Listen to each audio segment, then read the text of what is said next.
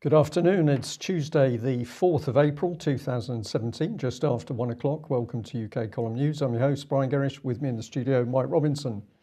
Well, it's a lovely day here in Plymouth, and we've got a few reports of sunshine across the country, so the weather's looking up, even if politically not so good. Yes. However, we're going to start with good news, and we're going to say a big thank you to all of our viewers and listeners, because it's quite clear that your help is now starting to push the viewing figures for Chief Constable of Wiltshire Mike Veal's open letter talking about his investigation into Edward Heath, former Prime Minister. So we regard this as being one of the most important inquiries going on, and we know that this very brave Chief Constable had to make this public statement because of the intense pressure that he was being subjected to. And still is, to drop the inquiry. So people who have said it's outrageous that police forces don't properly investigate, that we see investigation after investigation close down when lesser men than Mr. Mike Veal bail out. If we want the police to do their job, it's up to us to show the police that the public is fully behind them when they do. So if you still haven't seen the video, please watch it. And of course, once you've watched it, spread it far and wide. Thank you. Right. Well, war is a good subject to start on, Mike. And something interesting going on in the press. I've chosen the Express here. Trump will back UK on Gibraltar as Spanish defence chief holds ISIS Pentagon talks. So this is an amazing article. It's mixing up the recent threats against Gibraltar, that we are going to go to war against Gibraltar, with the fact that no, the Spanish have been holding their own talks with the Pentagon, and Trump's being quite friendly to them. First thing I'll point out is this mix of fake news, excuse me, merging with war video games. So this is as it popped up on my screen. And before you comment, Mike, I'm going to say I don't watch video games. I don't play with the video games. So this is presumably some form of targeting advert. But when you open the Express page, you're dealing with a very serious subject, and in the middle of it is a video game. But this was in the article itself. And what is going on here? Well, I think it's hype. This is to distract the public from other matters going on. And here we've got the Mail. PM would go to war over the rock. Now, you commented on this yesterday, of course, Mike. But these Tories just love it. They are desperate to get the next war going, even if it's now attacking one of our European partners. I mean, this is just so unlikely and incredible that what are they on is the question. Well, I think they're on something extremely dangerous, but in a brief conversation with David Ellis this morning, he's of the same opinion, that this is a smokescreen for other things that the government is carrying out. So don't watch the hype over Gibraltar. I'll have to bring this in from the Mail because it was so unbelievably childish. Who's got the biggest armada? This is the best the Daily Mail can do. And then it put down a comparison. What I find so ironic is that if we look on the Royal Navy side, of course, it's quoting Type 45 destroyers, which don't work in warm water. That's not a problem, though. But it must be, because there's warm water around Spain, is there not? There is a little bit of warm water around the Gulf, around the Rock of Gibraltar. And of course, they ran into problems in the Gulf. So we've got Type 45 destroyers that can't work in warm water. We know that we're shortly will have no surface-to-surface missiles, but according to the Daily Mail, that's not a problem. Aircraft carriers, well, we're not even speaking about them at the moment, because even if they exist, they don't have any aircraft. While surprisingly, the Spanish are still operating Sea Harriers that we've got rid of for, I was going to say a piece of junk, that's probably a little bit rude, but a defective aircraft called the F-35B. I think it's a bit overly polite. Overly polite. Yeah. Well, there you are. What's going on in the press? Smokescreen at the moment. Get people fired up over Gibraltar. Keep their attention off the really dangerous stuff happening elsewhere. As we mentioned yesterday, Theresa May was in Jordan, and while she was there, she set out the details of a £1 billion jobs and education package to support the most vulnerable victims of the Syria conflict. She says this is overseas development funding. It's an allocation of £840 million of pledges that have already been made. So it's not really £1 billion, but nonetheless, 840 million already made, and 160 million of new money. And this is apparently going to provide vital support to refugees and the countries hosting them across the Middle East. And this includes Jordan, where she was, over 650,000 registered Syrian refugees there. She is pointing out that this announcement has been made just ahead of a UK co-hosted Syria conference, which is taking place in Brussels later this week. We'll have more details on that tomorrow, perhaps. And it builds on what she's describing as the UK's leadership at the London Syria conference last year. So we're providing all this leadership. It's fantastic. What is the support going to include? Humanitarian aid, including food, vaccinations, of course, shelter and basic health care for millions of vulnerable people inside Syria and across the region, education for tens of thousands of children in Jordan and Lebanon over the next 3 years. I wonder what kind of education they're going to get, Brian. I think they're going to get first-class British education, which will mean they will know nothing, but will be suitable for working somewhere at a very low wage. Well, that may be the case. Another possible explanation is they're going to be filled with the Department for International Development's NGO-driven change agenda, and that these children are going to be brought up in the change agenda and then sent back into Syria, where they will have to foment change. To foment change, exactly. And that will fit, of course, exactly with the BBC Media Action Programme. So let's look at what Theresa May had to say. This ambitious approach agreed in London last year is delivering real results and giving refugees what they want, opportunities and education close to home. I think that what refugees actually want is just to go home, and for Britain, America, and the rest, and all their trained terrorists just to get out of the country. Out of their country, let people go back to their own homes, let them earn their own livings, let them live in a country where society is arranged by themselves without interference by the BBC. So another day and the same old rhetoric. This is Al Jazeera here. Chemical attack in Syria kills at least 58 people. This is the opposition saying government government jets or Russian jets pounded the town of Khan Sheikhoun and in rebel-held Idlib.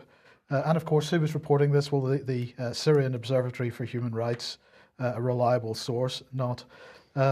It comes with the usual package of images of children being posed in good lighting and so on. And the report says that 58 people, including 11 children, were killed in an air raid that released toxic gas on the rebel-held Syrian town. Now, what can we say about that? Well, let's just remind ourselves about the reputation that mainstream media has when it comes to chemical and other attacks on the Syrian people, allegedly by the Syrian government, and bring up fabrication of BBC Panorama Saving Syria's Children, Robert Stewart's fantastic blog. Go and have a look at it. He has a new posting here where he's asking who are these men, and he's posted some images from video footage which was linked to the BBC's Saving Syria's Children documentary, and there are some new individuals to be identified with walkie-talkies, at least one with an audio headset on. Robert's asking who are these men, what are they doing there, and one response that he got when he was tweeting this out earlier, somebody has pointed out that the person in the image on screen at the moment is wearing clothing from Pakistan or Afghanistan. It's the type of clothing which is never seen in Syria. So, you know, who is this guy? I wonder what the BBC can tell us. I don't think they can tell us anything. And sticking with Syria, then this little article has appeared on the Aqbar website. This appeared on the 3rd of April in Arabic. Well, 21st Century Wire has had it translated. So if you want to go there and see revealed the story of President Trump's message to President Assad via Tulsi Gabbard. What the article on the Al Aqbar website is saying is that the White House effectively seem to be using or have used Tulsi Gabbard as a back channel to Assad on behalf of Trump. Now, Tulsi Gabbard, we should say, has denied that she passed any message on behalf of Trump, but the article on Al Aqbar describes what the message was. So we've got to perhaps think that Tulsi Gabbard doesn't really want to admit it at this stage because she knows the kind of flack that she's going to get as a result. But nonetheless, it's in the public domain now, so there's no reason not to report it. Apparently what Trump said was to ask Assad if he's ready to communicate with the United States, that Trump is ready to call him by phone. However, it should be known from now on that cooperation must be under the Fighting Daesh title, Trump is saying that the demand to remove Assad from office is not in his interests. So it's clearly somewhat of a shift in US policy. This looks like a pretty positive development if it's true. If it's true. Yes. Moving to Iraq then, because that's another country that's doing very well at the moment. Well, we've liberated it, Mike. That's the important thing to remember when we see pictures of the fighting in Iraq. We've been in there and installed democracy. I think that's a fundamental point. Absolutely. Well, this memorandum of understanding was actually signed about a month ago, but it's only just been announced. The ambassador to Iraq and the acting Minister of Finance signed a memorandum of understanding. And under this new agreement, UK Export Finance will work closely with the Iraqi authorities to identify suitable infrastructure development projects to utilise UK Export Finance financial support for UK companies. So let me understand this. We went into a country, we bombed the hell out of it, we destroyed its basic infrastructure. We're continuing to do that because we then imposed our own tame terrorists on the place, which we're continually trying to, at the moment, trying to clear out of Mosul. So we destroyed their infrastructure, and now we're signing memoranda of understanding with our tame government, which we put in place in the country, in order to take finance from the UK to fund infrastructure projects which are going to be run by UK companies. That's a good deal if you can get it. It is a very good deal if you can get it, but of course it won't even benefit UK because those profits are not going to help the UK public, and I'm sure most of the UK public wouldn't want to be benefiting from profits of this sort of work anyway. Absolutely. But who is putting these contracts into place? Well, of course, I think we're then starting to focus on what the City of London, what the UK PLC really is. It's despicable stuff. Absolutely. Now, this was tweeted out this morning by Kenneth Roth. Why is Sisi smiling? Trump ignores his horrendous rights record and ensures no chance for journalists to ask about it. So this is Egyptian President El-Sisi visiting Donald Trump. He became the first Arab head of state to visit Trump in the White House yesterday. Trump praised El-Sisi. He said, somebody that has been very close to me from the first time I met him. Out of deep appreciation and admiration for his unique personality, especially as he's standing very strong in the counter-terrorism field. Well, one of the responses to this particular tweet was, why don't you question the horrendous rights record of the Muslim Brotherhood, whose supporters target and butcher Christians in Egypt? Well, that's a good point. And in fact, Trump addressed that because he said that he was very interested in hearing President Sisi's views on the Muslim Brotherhood, and Sisi, of course, is there in the first place to try to get Trump to designate the Muslim Brotherhood as a terrorist organization.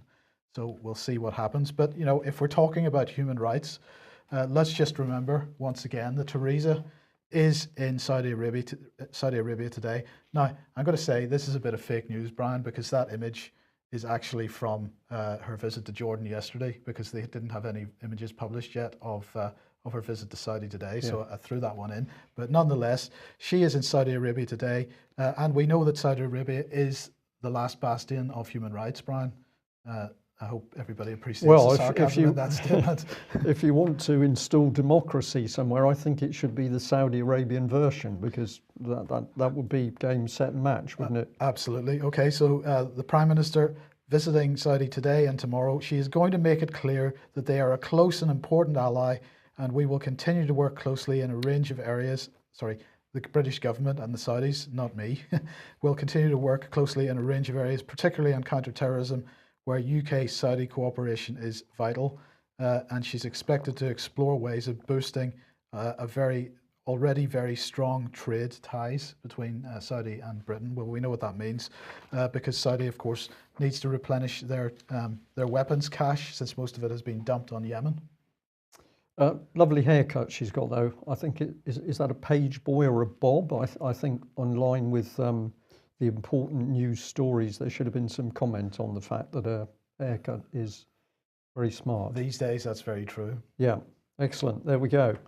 Well, more serious things than the Prime Minister's haircut. On the 22nd of April, we've got the British Constitution Group moot, the meeting in Nottingham. Now, we know now that we can offer tickets on the door. We said some time ago that we weren't sure whether we would be able to do that. We are able to do that. So if you're going to turn up on the day, you should be able to get a ticket, but always better to get a ticket online beforehand. And also, just to spell out, this is not just for British Constitution Group members. This is for any member of the public who'd like to come along. And what are we trying to achieve? We're trying to achieve people to meet, mix, mingle, talk to each other, and exchange ideas and expertise on what we are doing to try and counter this emerging dictatorship in the United Kingdom. So a very big space available. We can take up to 900 people. Tickets are selling, but we would like to see that hall full. So if you haven't got a ticket yet, please consider getting one, and also bring some friends, because the whole aim of this is to get people mixing with enough time to be there talking and, as we say, exchanging ideas. There are full bar facilities, so if you want to be just chatting with people and having a social drink at the same time, that is perfectly possible. And we are open to suggestions from the assembled company as to what is injected into each of the workshops, discussion groups, if you like. We've put out some topics as starters, but if anybody comes along and they've got a particular topic that they want to talk about, then this is the whole point of the venue. And I'm just going to pop this one up again. There are three types of people: those who are awake to what's going on and they're doing something about it, those who are awake and watching, and those that are still asleep. Now, we would like to see the awake and watchers and doers turning up to that British Constitution Group event. Right. The Duran here. Russia launches super advanced nuclear submarine. This is the Kazan, second of the Yasen series of nuclear submarines, just been launched in the Sevmash shipyard, northern port city. Well, I'm not even going to try to pronounce that. And Russia has released a video of the launch. Get onto the Duran if you want to have a look at that. Now, the Kazan is a multi-purpose submarine, they say, able to launch both advanced torpedoes and cruise missiles of the caliber and supersonic Onyx families. It's significantly more advanced and powerful submarine than the first Yasen class submarine. And they're saying that although 5 countries, the US, Russia, China, Britain and France, build nuclear-powered attack submarines, with India having plans to do so, the Yasen class is a whole order of magnitude more advanced than the attack submarines built by any other country, apart from the US. And in fact, but they say that the only US submarine which could be considered to be as sophisticated as this is the Seawolf class, built in the 1990s. What's going on that technology is going backwards?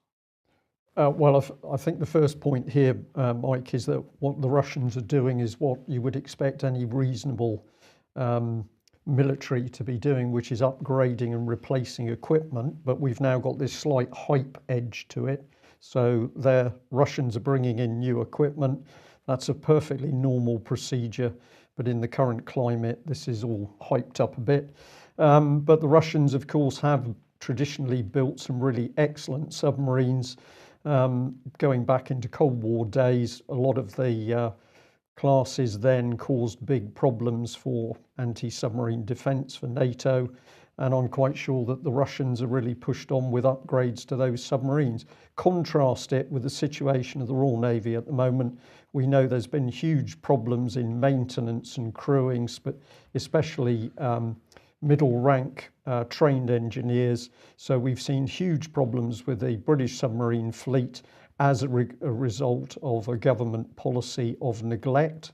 And then the fingers pointed at the Russians to say, well, those naughty Russians are producing some really excellent submarines. We're going to be talking a bit more about defence in a minute and what's happening with UK. So I think, Mike, the Russians have got on with the job. They're building good equipment, and we're seeing it in the latest generations of their fighter aircraft, superb aircraft, at a fraction of the cost that it's costing the Americans, or well, I can't say the British because we're not producing those aircraft anymore, but Western powers. Yeah. Okay, well, what have we got here? This is the state of the Royal Navy. We're getting very excited because the new tanker has arrived in the UK. And this is RFA Tide Spring. On the 1st of April, it came into Falmouth in Cornwall, where it's going to get some final fitting out. And the MOD's big boast is that this is going to create 300 jobs. So this is really good news, Mike. Yes. I mean, it is for anybody who gets one of those 300 jobs, but of course, on the scale of it, this is absolutely nothing, but the MOD thinks that this is something to be boasting about. So we did a little bit of research into this this morning, and what an amazing story, because of course, where were these ships? Where was this ship, and where will the other ships be built? So they were built in South Korea. Tide Spring, formerly named at Daewoo Shipbuilding and Marine Engineering's Okpo-dong Yard on the 7th of October 2015, according to the Ministry of Defence. So brilliant stuff, Mike, because it's not even a question that the steel comes from overseas. We now get the whole ship built in a foreign shipyard so that we can make sure there's no jobs in UK, there's no skills benefits, there's no training, there's no apprenticeships, there's absolutely nothing for UK. You simply pump a lot of money into South Korea. Yeah. It's good. Well, we should praise this lady because, of course, Harriet Baldwin is the Parliamentary Under-Secretary for Defence Procurement. And she says, backed by a rising defence budget, the delivery of the Tide-class tankers is a crucial element of the government's £178 billion plan to ensure our armed forces have the equipment they need. Now, we should remember, of course, that one of the primary functions of these tankers is to service the needs of our aircraft carriers, but just unfortunate those aircraft carriers aren't operational yet. And they don't have any aircraft. But we shouldn't worry about that because, of course, according to Theresa May's Conservative government, Britain is regaining its place as a world maritime superpower. Well, let's have a look at the naming ceremony. And here we are. This is from gov.uk website. And what a happy scene in South Korea as well. Some very interesting people named the ship. So I was interested with this gentleman, Lord Boyce, served with him when he was Admiral at Flag Officer Sea Training at Portland, when we had a naval base at Portland. He's retired, hence he's in his suit here, and his good lady wife has travelled with him to South Korea to name, well, I can't say a warship because it's Royal Fleet Auxiliary. However, we're really talking Royal Navy. And we've also got George Zambellis, then First Sea Lord, so he's present in uniform, and everybody's very happy that the South Korean workers are benefiting from the British taxpayer.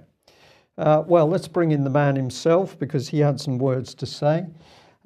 George said, with the naming of RFA Tide Spring, the Royal Navy looks forward to another new arrival into our future fleet. RFA Tidespring is another example of the mobility, persistence and flexibility of maritime forces. She and her 3 sister vessels are joining a renewed and emboldened Royal Navy, more modern, more capable than ever before. So what I picked up, Mike, was the madness of the futurist newspeak, because of course we don't have a proper fleet at the moment in any sense of the word, but he's looking into the future. In the future we will have a future fleet, and that future fleet will be okay, possibly. Yes. So how has this contract worked? Well, we got very interested in this. £479 million given to South Korea, but not to worry, we've got 300 jobs. This is part of the government report, and what was interesting is it says that it's the result of successful collaboration between DSME and a UK company, BMT. Well, here's BMT. Encourage people to go and look at this company. Look at the people, a very strange mix of professionals, a lot of money interests. Where did they pop up from, and how did they suddenly manage to get vast contracts working alongside South Korea? Here's DSME, there's a website. Go and have a look at this and see the power of this South Korean firm. But oh dear, as we dug deeper, we found that in 2016 there'd been a huge investigation into a mere £1.28 billion worth of, 1.28 billion US dollars worth of fraud at DSME. Was any of that British taxpayer money? Well, we have emailed Harriet Baldwin this morning to ask her that very question, but when we spoke to the Ministry of Defence media team, they got very, very hostile very quickly. So we're intrigued to know how much of the £479 million worth of British taxpayers' money has disappeared fraudulently as a result of this disastrous contract. But of course the government wanted to do it because it could help to destroy British jobs. But not to worry, 300 jobs, and MOD did not want to comment. In fact, they were pretty aggressive. So I'll end by saying local Tory MP Gary Streeter, of course, did not want to talk to me when I asked him about the state of Britain's nuclear nuclear attack submarine fleet. Reports in the paper that most of the boats were out of action. Gary Streeter didn't want to respond. Instead, he preferred to get very personal. I went back to him, and here we were asking, we were pointing out that the reports were not even from the UK column. The reports were in the Telegraph and the Times, saying that there were major problems with the Royal Navy, but he just came back with, I have no intention of engaging with you. Now, did Gary Streeter, did he actually know about the fraud? Good question. We don't know. So we'll wait and see how long it takes to get a response from Harriet Baldwin. And of course, if we don't get a response from her, we'll be straight on to Gary Streeter to ask what he's going to do about it as our local Conservative Party representative. Of course, it wouldn't be the first example of fraud involving the Ministry of Defence if we were to say Al Yamama, for example, in British aerospace. And of course, when the Serious Fraud Office looks into cases like that, Tony Blair loses or shuts the case down, and then the Serious Fraud Office loses the case documents. Yeah. So this is democracy, of course. Democracy in action. Yeah, brilliant. Transparent. Okay, C40 Cities is running a forum today, the Financing Sustainable Cities Forum.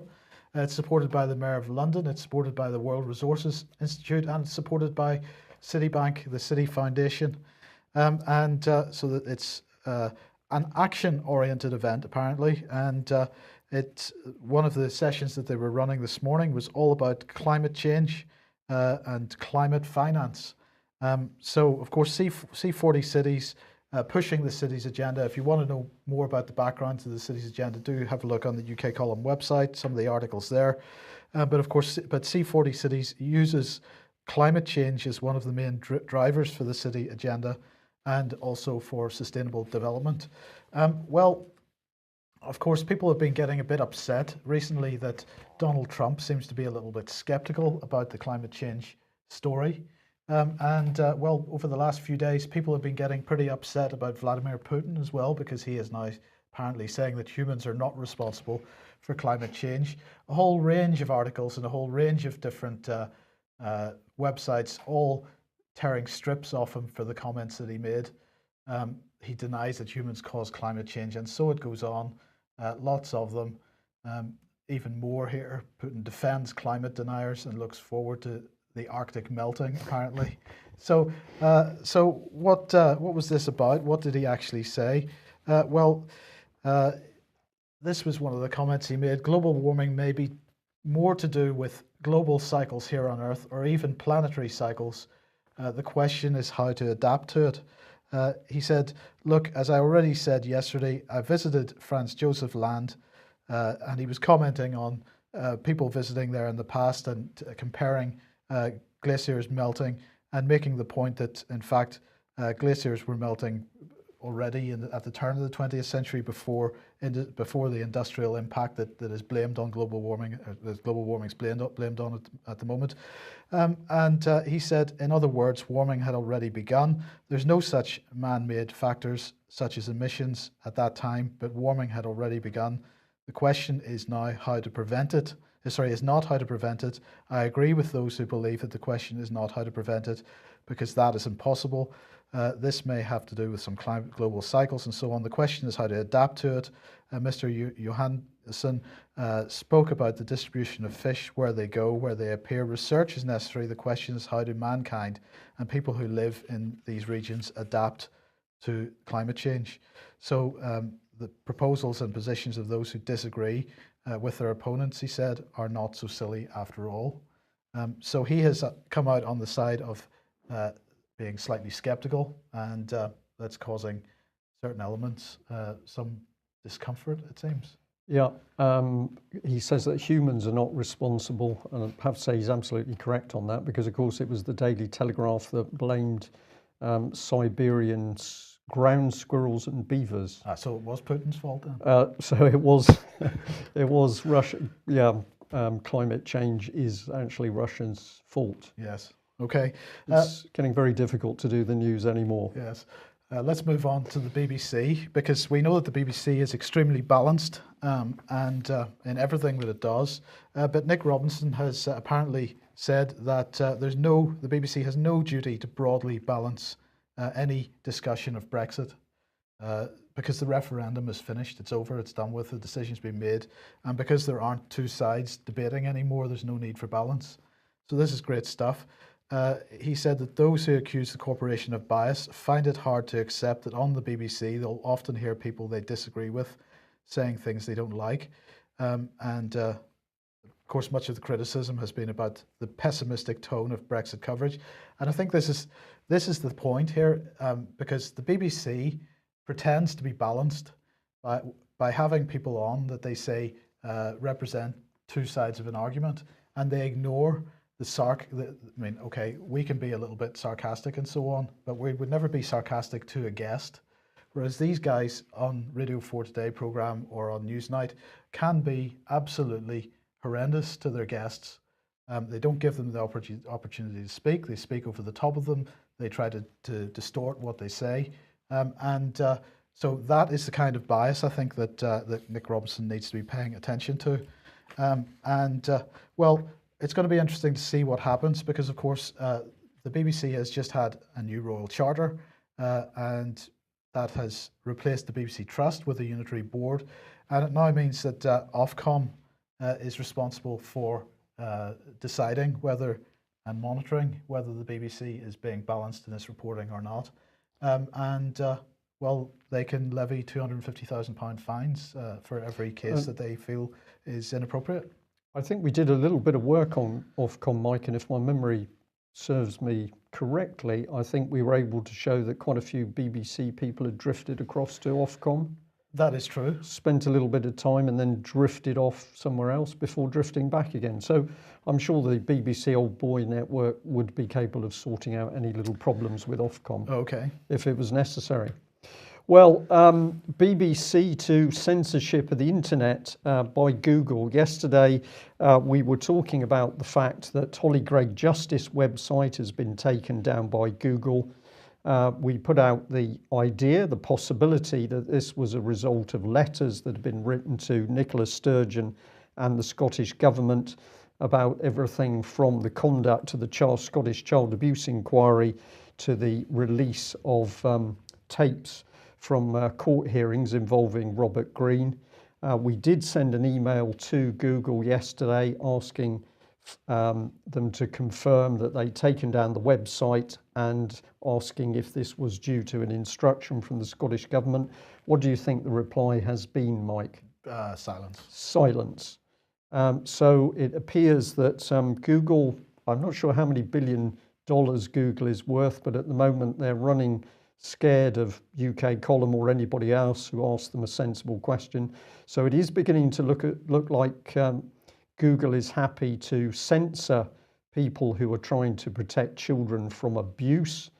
They're happy to do that. They're not so good on closing down the porn sites, but of course they are big on terrorists as long as they're not the good terrorists. But of course, Google can't go up against the government in any way, Brian, because if they did, they would maybe have to pay more than £30 million a year in corporation tax. Yeah. Yes. Okay, we'll move on. So stay posted with the Holly Gregg website, because as the new website has gone up, it's going to take a little bit of time to get information back up. But if we don't want the Holly Gregg case to disappear, and we certainly don't want that, it's up to as many people as possible to start asking questions of the Scottish Government and indeed of Google. Right, I wanted to highlight a little 10-minute documentary. It's a fantastic little documentary called The Bloody Line, just been released a week or so ago. It's a short documentary about the partition of India and particularly about the person who drew the line that partitioned India, Cyril John Radcliffe, who was a British lawyer and law lord. Well, as I say, it's only 10 minutes. Watch it, share it, and it is extremely interesting.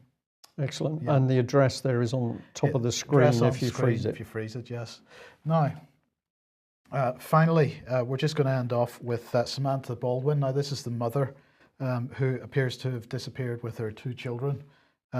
This follows on from her attempting to get help from social services because her children had made what some people are describing as horrific sexual abuse allegations.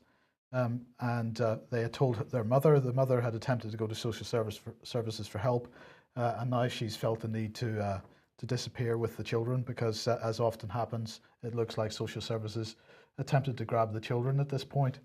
Now, this Facebook page, the Women's Coalition, is covering this story. They've said that today's update is there was a crowdfunding page set up for Samantha Court. The family courts ordered for that to be taken down, so that has been removed. And they're concerned that the family court is also likely to try and get this Facebook page shut down. So I would suggest you get onto that if you're interested in this story and make contact with some of the people running that page so that you can stay in contact should Facebook be required to take the page down. This story is pretty horrendous, Brian. Yeah, and it's got this inevitable template to it, which is that one parent does the right thing. They discover that abuse is going on, so they go to they think the appropriate authorities, child protection, and then very, very quickly the whole case is turned back the other way until it is the good parent that's branded mentally ill. The children are taken away from the protective parent, the good parent, and they're handed over to the custody of a parent who is quite often the abuser. Then either that parent subsequently loses the children to adoption or they stay with the abusive parent. And I was talking to another lady who's overseas, exactly the same case, but of course British press simply not telling any form of balanced story over what's happening here. We simply get the line, which is reinforced by the courts. And of course, they are secret courts, no members of the public, no reporting in the court. They're not even courts, they're simply places where children can, if necessary, be stolen. So I think this is very, very sinister, this case, and the fact that authorities are putting so much effort into hunting down the mother. There is a lot more to this case than the press is reporting. So if you can do your own research, that would be excellent. That's it. That's it. Thank you very much for joining us. Remember that British Constitution Group conference. We really would like as many people there as possible. We know you have travel costs, but at the end of the day, we're just covering costs on the hall itself. So tickets just £10. If you've thought about going but haven't made your mind up, then please come, because we need as many people as possible if we're going to turn this situation around. That's it. Thanks for joining us. We'll be back same time tomorrow. Bye-bye. Sorry.